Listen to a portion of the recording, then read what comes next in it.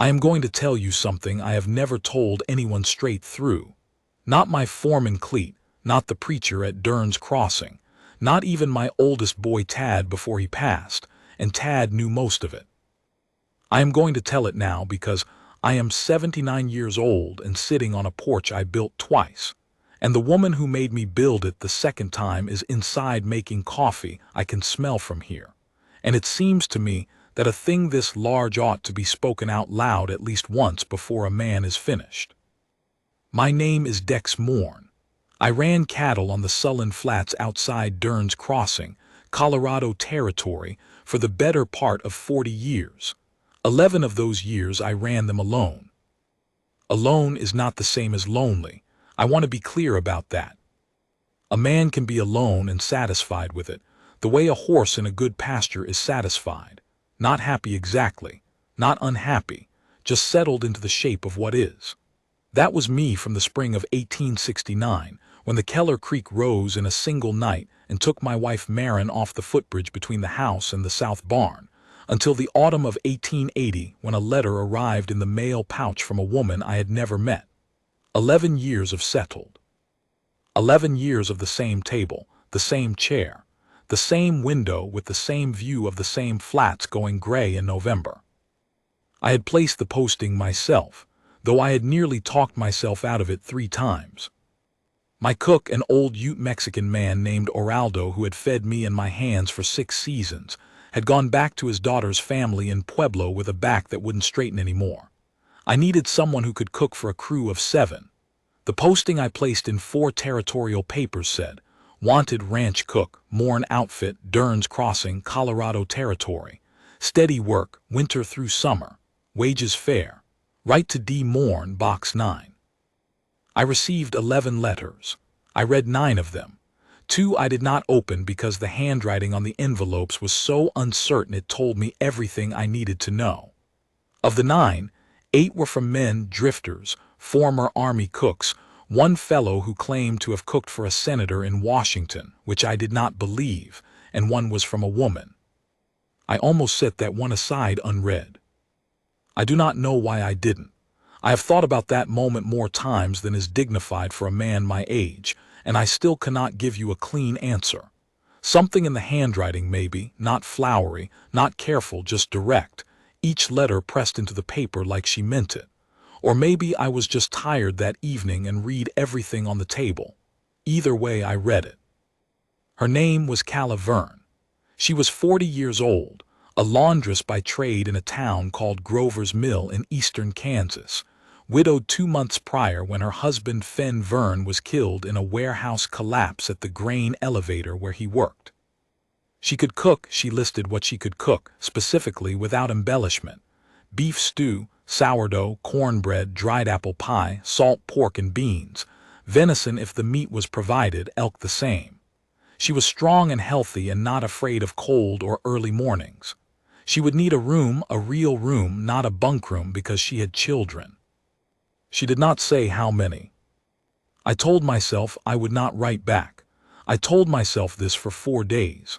On the 5th day I wrote back and asked what wages she expected and how many children. She replied in 11 days, which told me she had waited on my letter before buying the postage for her own. Fair wages, she wrote, she trusted I would know what fair was. As for the children, 4. Ages 14, 11, 9, and 6. 4 children. I sat with that letter at my table for a long time. My fire had burned down to coals before I moved. I wrote back and said I needed a cook, not a family, and that the bunkhouse arrangement would not accommodate children, and that I wished her well in her search. I sealed the envelope. I addressed it. I held it for 3 days and did not send it. On the 4th day I burned it in the stove without quite knowing why and wrote a different letter instead. Come if you need to. We will sort out the details when you arrive. That was the extent of my planning. She arrived on the westbound stage from Pueblo on a Thursday in late October, 1880. I drove the buckboard into Dern's Crossing to collect her. I had told Cleet to do it, then changed my mind that morning, which Cleet noted with a look that I ignored. I waited by the stage depot with my hat in my hands because the wind off the flats had turned sharp overnight, and it gave me something to do with my hands. The stage came in at 2:30. She was the last one off. She came down the step carefully, a worn carpetbag in each hand, and turned to help someone behind her. And then the someone behind her was not one person but four, coming down in a line from oldest to youngest, each one carrying something. A bundle, a box, a coat rolled under an arm, a small wooden horse clutched in both hands by the youngest, a girl with dark braids and wide, uncertain eyes. 4 children. 11, 9, 6, and the oldest, the boy, must have been 14, because he was nearly as tall as his mother and looked at me the way a 14-year-old boy looks at a man he has decided to measure. Direct, careful, not unfriendly, but not offering anything free either. Calaverne looked at me and said, "You must be Morn." "Yes," I said. "These are my children." She did not apologize for them. She did not explain them. She just said it the way you say the sky is gray or the creek is running, and waited to see what I would do. What I did was pick up the 2 heaviest bags and carry them to the buckboard. I am not sure that was wisdom. I think it was mostly that I had driven into town and the alternative was driving back empty, and something in me, the part that was still a rancher, still a practical man, could not accept the waste of it. The 30-mile drive back to the sullen flats I spent watching the road. The 4 children sat in the bed of the buckboard without complaining, even the youngest, though the wind had gone mean by then and the sky was putting on the look of early snow. Calaverne sat on the bench beside me and watched the country open up ahead of us and said almost nothing. Once she said, "It's bigger than I expected." I said the flats had a way of going on. She nodded. That was all. The house I brought her to was a ranch house built for one man and once for a wife who had made it something more than that, and had been allowed to become a working man's house again in the 11 years since. Clean enough. I was not a slovenly man, but spare. The room I had prepared for her was the back bedroom, the one I had not opened in a long time.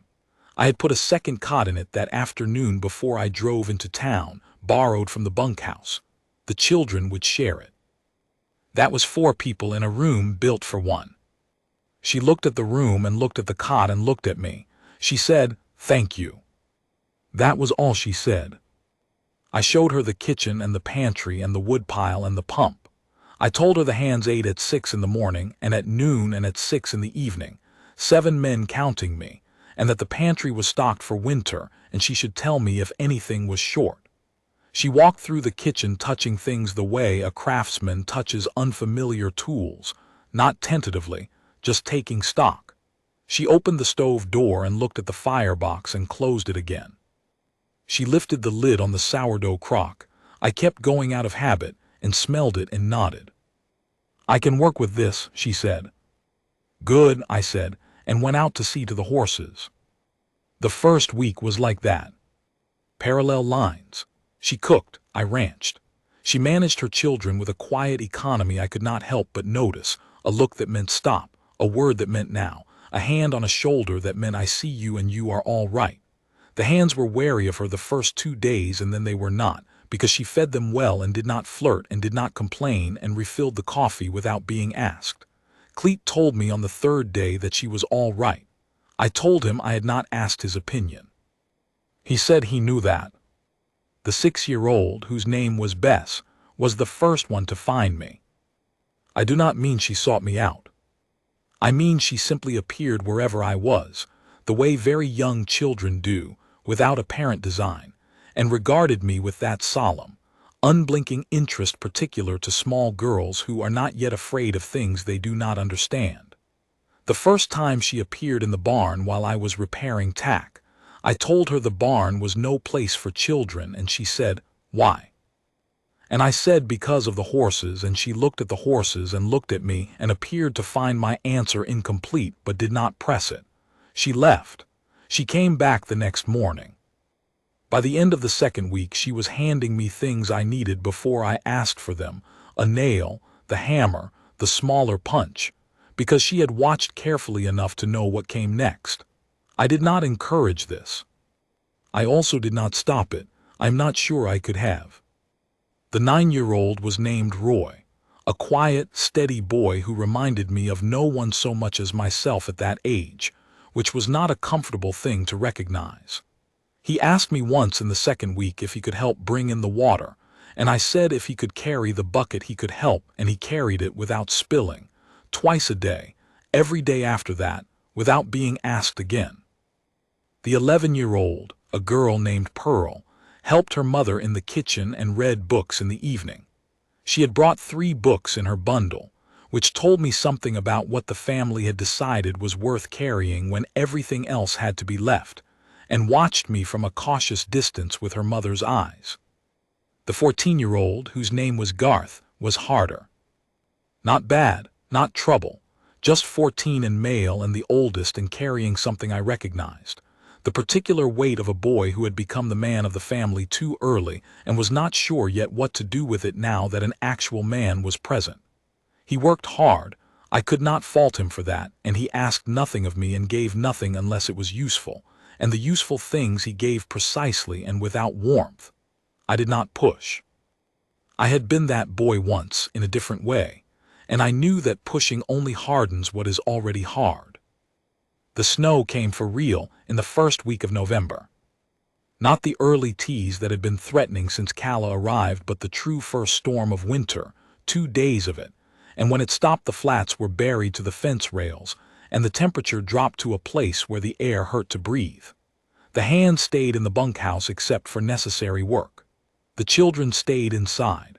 I found myself, for the first time in 11 years, at my own hearth in the evenings with other people in the room. I did not know what to do with that. I sat in my chair with my mending or my accounts, and Calla sat at the table with her mending, and Roy and Pearl did whatever Roy and Pearl did in the evenings. A card game mostly.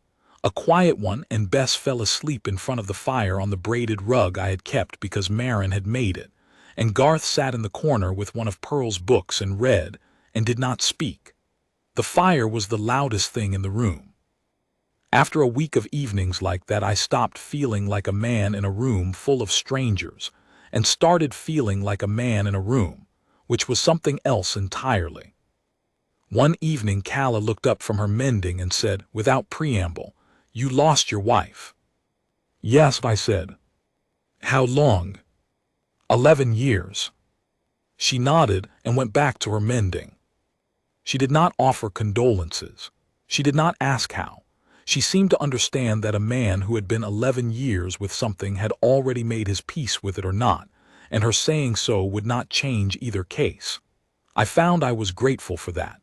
It was the most comfortable conversation I had had about Marin in 11 years, and almost nothing was said. A week later I asked her, "Your husband, was it quick?" "Yes," she said. "That's the only mercy I can find in it." "Yes," I said. "That's how it was for me too." And that was all. But something shifted in the room after that, the way a timber settles in a new house, not dramatic, just a small, real adjustment. November went and December came, and the cold settled in like a permanent tenant. The work of the ranch in winter is different from the rest of the year, not less, just different, turned inward, maintenance and feeding and keeping alive what needs to be kept alive. I found reasons to be in the house more than I had been in previous winters, though I did not examine those reasons carefully. Cleet examined them for me with his eyes every morning, which I continued to ignore. Bess had begun calling me Mr. D, because she could not quite manage Morn and her mother had told her to use Mr. I did not correct this. Pearl had stopped watching me from a cautious distance and had started occasionally asking me questions, practical questions, about the ranch, about the flats, about what a particular weather sign meant, and I answered them the same way I would have answered anyone asking useful questions, which seemed to satisfy her. Roy had taken it upon himself to learn the names of all the horses, which he recited to me one morning with such seriousness that I found myself, for the first time in a long time, trying not to smile at something. Garth remained the problem I was not solving. In mid-December, I was in the barn doing the evening feeding when he came in without announcing himself, and picked up the feed bucket and began filling it from the grain bin. No question, no request, just the assumption that the work was there and he would do it. I let him. We fed in silence for a while, moving through the stalls. Then he said, not looking at me, "My father used to say a good horse knows you by your hands." "That's right," I said. "He said you could tell everything about a man by how he handled his animals." "Also right," I said. Garth was quiet for another stall. "Then, you handle them well." He did not wait for my response. He finished filling the bucket and set it down and walked out of the barn. But the thing he had said stayed in the air of the barn after he left, like breath in cold air, lingering past its moment. Christmas that year was a thing I had stopped observing 11 years before, and had continued not observing on the grounds that a man alone has no reason to mark a day that is built for more than one. I gave the hands the day free, and I gave Cleet a bottle of something good, and I otherwise treated December 25th the same as December 24th or 26th. Calla treated it differently. She had been saving from her wages carefully, without saying anything about it, and she had sent Roy into Durn's Crossing with Cleet on the last supply run before the holidays, with a list and what money she had, and on Christmas morning there were small things at each child's place at the table. A hair ribbon for Pearl, a folding knife for Garth, a new deck of cards for Roy, and for Bess a rag doll made from feedsack cloth and yarn, which Calla had constructed herself in the evenings after everyone else was asleep. At my place there was a pair of wool socks, hand-knitted, in a size that told me she had measured my boots when I wasn't watching. I held those socks for a moment. I put them on the table and went out to see to the morning feeding, and I stood in the cold of the barn for several minutes before I went back inside. That afternoon, while the children were occupied and Calla was at the stove, I went to the small cedar chest I had not opened in 11 years and found the thing I had been carrying in my mind since I left the barn. It was a small garnet brooch that had belonged to Marin, a practical piece, nothing extravagant. She had worn it on her good dress on occasion. I did not know why I had kept it. I had simply never been able to put it anywhere else. I set it on the table beside Calla's place without ceremony, and went back to my chair and opened my accounts book, and did not look up.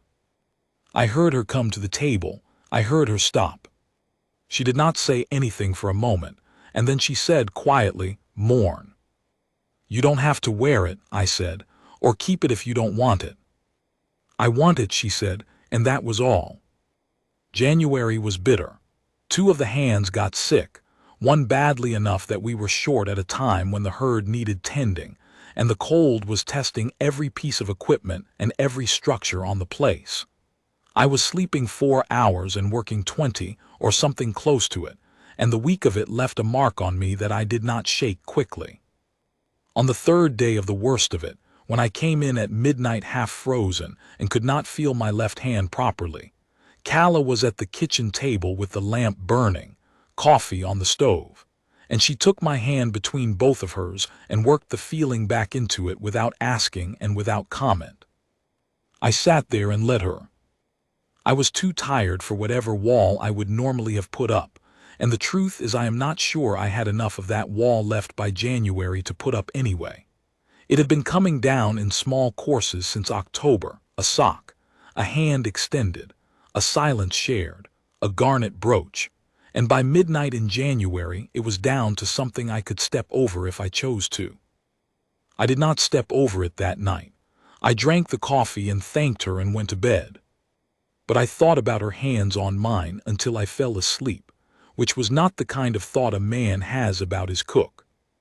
February brought a crisis I had not anticipated.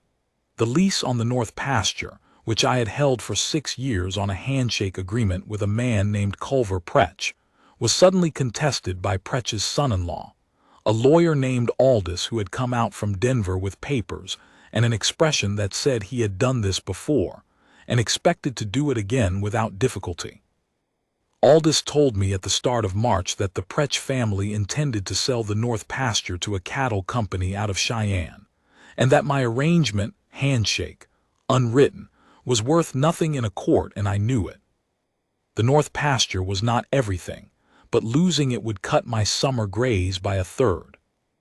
I spent a week fighting it through letters and through a lawyer of my own in Dern's Crossing, and I spent that week angry in a way I had not been angry in years, which is to say angry outward instead of inward, and which was apparently evident because Cleet gave me wider berth than usual, and even Bess, who had no caution around me by February, gave me 2 days of distance before she reappeared in the barn with a small stone she had found and presented it to me with the gravity of a judge delivering a verdict. "It's pretty," she said. I looked at the stone. It was quartz mostly, with a thread of something pink in it. "It is," I said. "You can keep it," she said, "for when you're mad." I looked at her. She looked back at me perfectly serious. "Thank you, Bess," I said. I kept the stone. I still have it, somewhere on this porch. The North Pasture fight resolved in my favor in the end, not because of the lawyer exactly, but because Pretch's widow, who was still alive and still had a share of the decision, remembered her late husband's handshake and honored it over her son-in-law's papers. But that stone was in my pocket the week I needed it, and I do not think that is nothing. March came in cold and went out uncertain, the way Colorado March does, and by the 1st of April the mud season had started and the light was different and something in the air had shifted. I had been watching Calla Verne for 5 months by then, not the way a man watches a woman he doesn't know what to do with, but the way you watch something that has become part of the shape of your days, so that you notice every time it is not quite where it was before.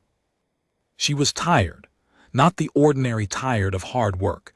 She was built for hard work, and hard work did not show on her the way ordinary tiredness shows. This was something else, a weight she was carrying that had nothing to do with the cooking or the laundry or the children. I watched her for a week trying to figure out what it was before I understood. She was uncertain about the summer. We had not spoken about the summer. We had not spoken about what happened when the ground thawed and the obvious question of the arrangement had to be answered. I had hired a cook for the winter. Winter was ending. The unspoken question was whether she stayed or whether she packed those 2 carpet bags and found another posting and took her children with her, and neither of us had said a word about it, and the weight of not saying it was sitting on her the way weight sits on a person who is used to carrying things alone. I watched her carry it for another week because I am a slow man in some ways, and I needed the time to understand what I wanted to say, and to be sure I was saying it for the right reasons. I was not offering her a position. I was clear on that in my own mind. I was not reaching toward her out of loneliness or convenience, or the fact that she had put the warmth back into a house that had gone cold a long time ago, though all of that was true. I was reaching toward her because she was Calla Verne, specifically, her pressed handwriting, her unashamed accounting of 4 children, her hand on my frozen hand at midnight in January, her refusal to be diminished by me or by the cold or by anything else she had met in her life, as far as I could tell. I am a man who needs to be sure before he moves. I was sure. On an evening in the 2nd week of April, after the children were asleep and Calla was at the table with her mending, and the fire had settled into its late-night sound, I said, without looking up from my accounts, "I would like you to stay." She did not answer immediately. She set down her mending. "As cook," she said, not a question, a clarification, asking which one of us I was. "No," I said. The fire spoke for a while. "Mourn," she said. "I know what I'm asking," I said. "You don't have to answer tonight. You don't have to answer me in any particular way, but I wanted you to know what I meant." She was quiet for another moment. Then she said, "I have 4 children." "I know," I said. "I've met them. I am acquainted with them." Something happened to her face then, not quite a smile, too weighted for that, but something in the direction of one. "You are," she said. Bess gave me a rock, I said. Roy knows every horse by name. Pearl is reading my almanacs. And Garth, I paused. Garth told me I handle my animals well. I believe that's the highest praise he has available. She looked at me for a long time. I had been looked at by Calla Verne many times by then, and I had learned to hold the look without flinching, which had not come easy. I'm not a woman who makes a decision like this lightly, she said. I know that too, I said. I wouldn't want you to. I need time, she said. Take it, I said. She took 3 weeks. I gave them freely, without pressure, without hovering. I went about my work. She went about hers. The children went about their lives in the loud and quiet ways of children, and the flats went green the way they go green in April and May, tentatively, like something that is not sure yet it is allowed.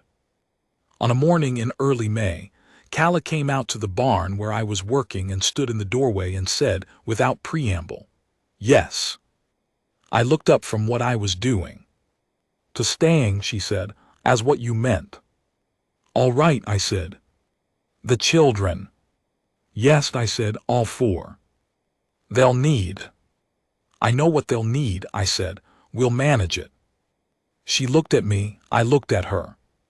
The light was the particular May morning light that comes in low and gold through a barn door, and it was on her face, and on the dust motes between us, and I thought that if I had the words for this I would use them.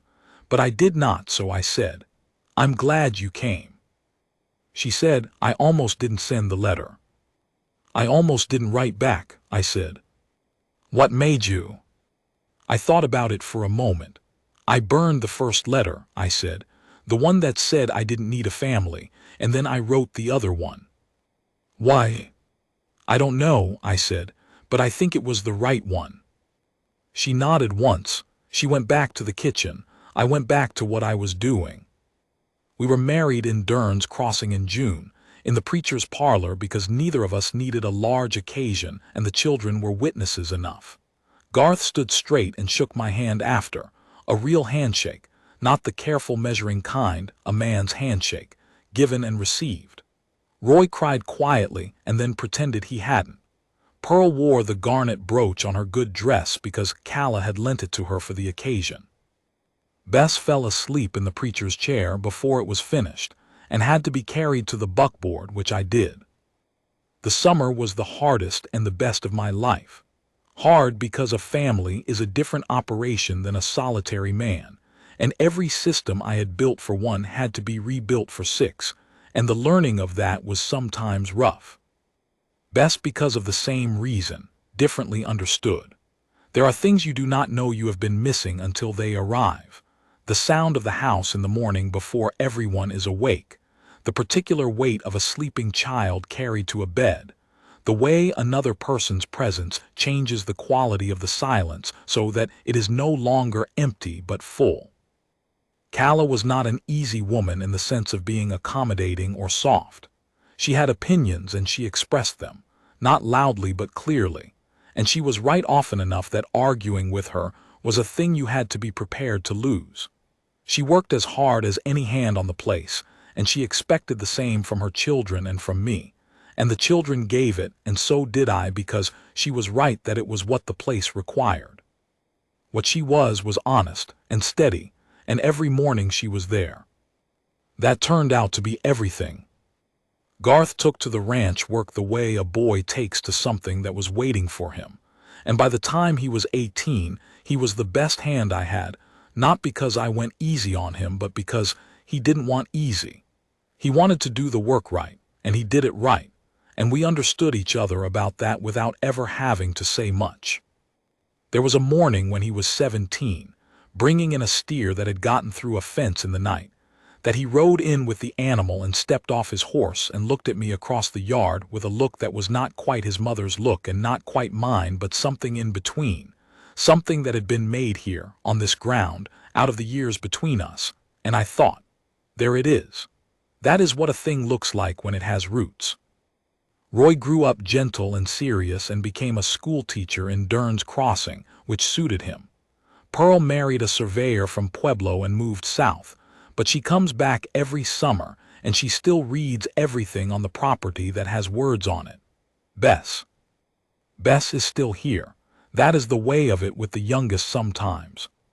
She married a man from the flats named Ord Cutter, who runs the adjoining operation now, and she is 55 years old, which I cannot believe when I look at her, because I still see the girl with the stone and the dark braids who handed me nails in the barn without being asked. She has her mother's eyes. She has her mother's way of being in a room, which is to say you know she is there without her announcing it. I expanded the house twice. First in the summer of 1882, when it became clear that 6 people in a structure built for one was a problem with a wooden solution. Second in 1891, when Pearl came back for a summer with a baby on her hip and the surveyor following with their luggage, and the house was full in a way that required more rooms or a different kind of mathematics. The second expansion is the one that put this porch on the south-facing side, the one I am sitting on now, where the light comes in the afternoon, and you can see the flats going on until they meet the sky. Calla is 71 and still does more before breakfast than most people do before noon, though I have learned over 40 years to say this only to her face when she is in a good mood, and to Cleet when Cleet is around, which he no longer is. She has slowed, the way we all slow. It would be a lie to say otherwise, but there is something in her that has not slowed. The same something that pressed each letter hard into the paper when she was 40 years old and writing to a stranger. The same something that stepped off that stage in October with 4 children and 2 carpetbags, and looked at me without apology and said, "These are my children." That something is still there. I see it every morning. I have been asked sometimes, by men who knew something of the story, whether I regretted writing the second letter. The one that said, "Come if you need to, we will sort out the details." I have been asked this by men who meant it as a compliment, suggesting that I had taken on a heavy thing and managed it honorably, and by men who meant it as something less than that, suggesting I had been roped into something without full information. I have never had trouble answering either version. No, not for a day, not for an hour. What I regret, and I use the word loosely because it is more of a small wondering than a regret, is that I burned the first letter. Not because it changed anything. The second letter was the right one and it did what it needed to do. But I think about that first letter sometimes, the one where I told her I needed a cook and not a family, and I think about how certain I was when I wrote it, how settled into the shape of what was, how completely I had decided, by 11 years of evidence, that the shape I was living in was the only one available. A man can be wrong about a shape. That is what I know now that I did not know then. She is bringing the coffee out. I can hear the screen door and I can hear her step on the boards, which I know the way I know the sound of the creek in spring and the particular quiet before a storm.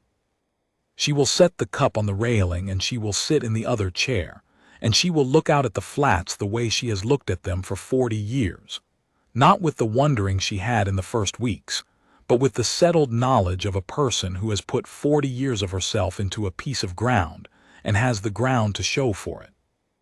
I will not tell her I have been talking. She does not need to know. The flats go gold in the afternoon, and the sky over them is the particular blue of High Plains October. And the house behind us is the house I built for one and rebuilt for many, and it is full of the sound and the particular silence that a house carries when it has been lived in hard and well for a long time. She sets the cup on the railing. She sits down. The light is on her face. I built the right house. It just took me 11 years and 1 letter I almost didn't write back to find out what it was for.